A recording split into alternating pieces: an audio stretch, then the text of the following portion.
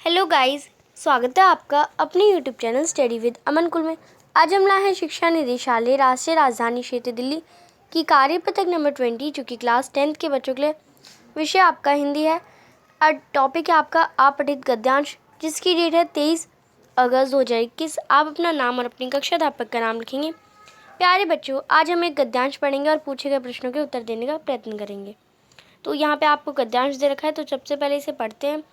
विश्व प्रसिद्ध दार्शनिक सुकरात शरीर से अत्यंत कुरूप थे। जो सुकरात थे वो अपने शरीर से बहुत कुरूप थे, उनका शरीर इतना अच्छा नहीं था। एक दिन अकेले बैठे हुए दर्पण हाथ में लिया अपना मुंह देख रहे थे। एक दिन वो मिरर हाथ में लिया था उन्होंने और मुंह देख रहे थे अपना। तभी उनका एक प्रिय शिष्य उनके कमरे में आया और सुकरात को दर्पण देखता पाकर बहुत आश्चर्यचकित हुआ। फिर उनका एक शिष्य है, उन्होंने वो बहुत आश्चर्यचकित हुआ उन्होंने, क्योंकि देखा कि गुरुजी दर्पण देख रहे हैं, शीशा देख रहे हैं। वह कुछ बोला नहीं, मात्र मुस्कुराने लगा, फिर सिर्फ मुस्कुराया। विद्वान सुकरात ने शिष्य की मुस्कुराहट देखकर सब बात समझ ली, और जो सुकरात थे उन्होंने सब बात समझ ली कि क्यों मुस्कुरा रहे। कुछ क्षणों के पश्चात वे बोले, मैं तुम्हारी मुस्कुराहट का कारण जान गया हूँ। वो कहते हैं कि जो सुकरात जी हैं वो कहते हैं, मैं तुम्हारी मुस्कुराहट का कारण जान गया हूँ। संभवतः तुम सोच रहे हो कि मुझ जैसा असुंदर व्यक्ति आखिर शीशा क्यों देख रहा है। तुम यही सोच रहे हो कि मैं जैसा जो सुंदर भी नहीं है वो शीशा क्यों देख रहा है। शिष्य जो है वो चुप रहा, मौन रहा। उसकी चोरी पकड़ी गई थी, उसका सिर लज्जा से झुक गया।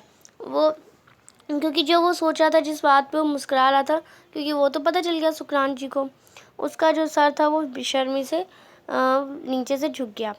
वह धरती की ओर देखता खड़ा रहा, वह नीचे ज़मीन पर देखता रहा।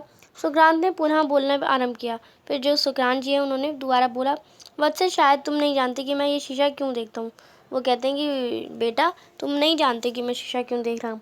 तो कहते हैं नहीं गुरुजी, शिष्य ने कहा, मैं कुरूप हूँ इसलिए प्रतिदिन शीशा देखता हूँ। यानी मैं दिखने में सुंदर नहीं हूँ, पर इसलिए शीशा देखता हूँ। शीशा देखकर मुझे अपनी कुरूपता का भान हो जाता है, यानी मैं कितना मेरी शक्ल अच्छी नहीं है और मुझे पता चल जाता है कि हाँ मैं कुरूप हूँ। मैं अपने रूप को जानता हूँ, इसलिए मैं प्रतिदिन प्रयत्न करता हूँ कि ऐसे अच्छे काम करूँ जिससे मेरी कुरूपता ढक जाए। यानी वो कहते हैं कि सुकरात जी कहते हैं कि मैं रोज़ ऐसा काम करना चाहता हूँ कि जो मेरी कुरूपता है वो ढक जाए, इसलिए मैं रोज़ देखता हूँ कि मेरी कुरूपता कितनी घटकी। शिक्षक को ये बड़ा शिक्षापराध लगा, किंतु उसने एक संभावित शंका प्रकट की। तब तो गुरुजी, सुंदर मनुष्य को कदापि शीशा नहीं देखना चाहिए, ऐसे बात नहीं है। सुकरात ने समझाते हुए कहा, उन्हें भी शीशा अवश्य देखना चाहिए, इसलिए ताकि उन्हें स्मरण रहे कि वह जितने सुंदर हैं उतने ही सुंदर काम करें, अन्यथा बुरे काम उनकी सुंदरता को भी कुरूप बना देंगे। तो इसमें बताया गया कि अगर जो सुंदर नहीं है, अगर वो शीशा देख रहे हैं तो वो अपने आप को और अच्छा बनाने की कोशिश कर रहे हैं, अपनी कुरूपता को कम कर रहे हैं। तो और अगर जो सुंदर व्यक्ति अगर शीशा देखें तो उनके जो काम हैं उन्हें और अपने सुंदर काम करने चाहिए, अपने काम को कुरूप नहीं बनाना चाहिए। अब इसी से रिलेटेड कुछ क्वेश्चन है। निम्नलिखित प्रश्नों के उत्तर उचित विकल्प का चयन करके लिखें। गद्यांश में वर्णित शिष्य के गुरु कौन थे? तो शिष्य के गुरु थे सुकरात।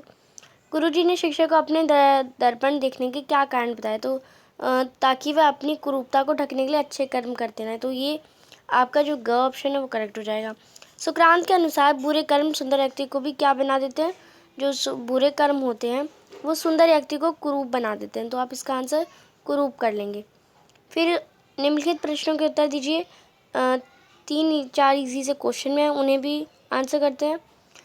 यदि आप गुरुजी के शिष्य होते तो उनसे क्या प्रश्न पूछते? तो आप इसका आंसर करेंगे, अगर हम गुरुजी के शिष्य होते तो हम भी उनसे पूछते कि क्या फिर सुंदर लोगों को दर्पण नहीं देखना चाहिए। प्रश्न नंबर 5 है, गद्यांश का एक उचित शीर्षक लिखिए। तो उसका एक शीर्षक लगाना है सच्चे अर्थों में सुंदरता, ये लिख सकते हैं हम, या कुरूपता लिख सकते हैं, कुछ भी लिख सकते हैं। प्रश्न नंबर 6 है, क्या आप गुरुजी के दर्पण देखने के कारण से सहमत हैं? हाँ तो क्यों, और नहीं तो क्यों नहीं। अपने उत्तर के पक्ष में तर्क भी दीजिए।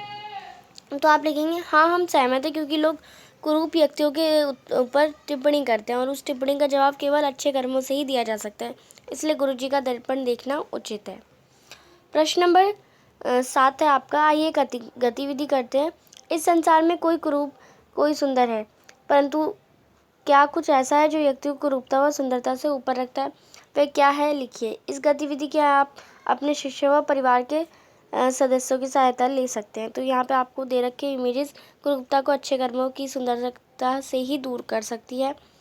तो इसका आप आंसर करेंगे, हमारे द्वारा किए जाने वाले कार्य हमें कुरूपता और सुंदरता से ऊपर रखते हैं, क्योंकि दुनिया हमें हमारे कार्यों से पहचानती है, ना कि हमारी सुंदरता या कुरूपता से। तो ये हमारे कर्म अच्छे होंगे तो हम सुंदर हैं, और अगर हमारे कर्म बुरे हैं तो हम कुरूप हैं। तो ये आप कर लेंगे। आज की आपकी वर्कशीट कंप्लीट होती है।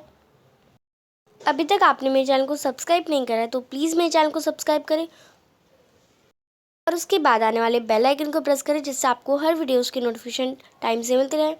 और आपने अभी तक हमारा टेलीग्राम ग्रुप ज्वाइन नहीं किया तो आपसे ज्वाइन कर सकते हैं, और साथ ही आप हमें इंस्टाग्राम पे फॉलो कर सकते हैं। कोई भी क्वेश्चन हो, कोई भी क्वेरी हो तो आप इंस्टाग्राम पे पूछ सकते हैं। इस वीडियो को लाइक और दोस्तों के साथ शेयर ज़रूर करिएगा। Thanks for watching video. Bye bye guys.